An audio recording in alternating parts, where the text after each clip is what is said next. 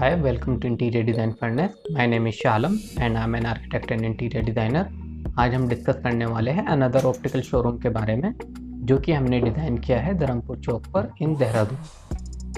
Shop condition की बात की जाए तो इसमें वन साइड वॉल थी and two side MS partition थे।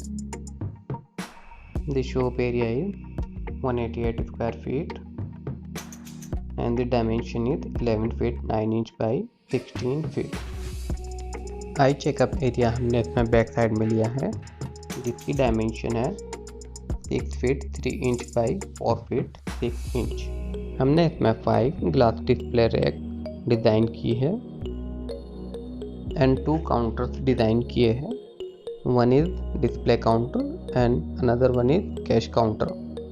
हमने इसमें 3 लार्ज मिरर यूज़ किए हैं between display and 2 another wall display design की है। डिज़ाइन एंड थीम की बात की जाए तो हमने इसमें dark grey wooden and white laminates use की है। फ्रेमिंग के लिए हमने इसमें पाइन वुड यूज़ की है and now you can see how it is looking. Thank you.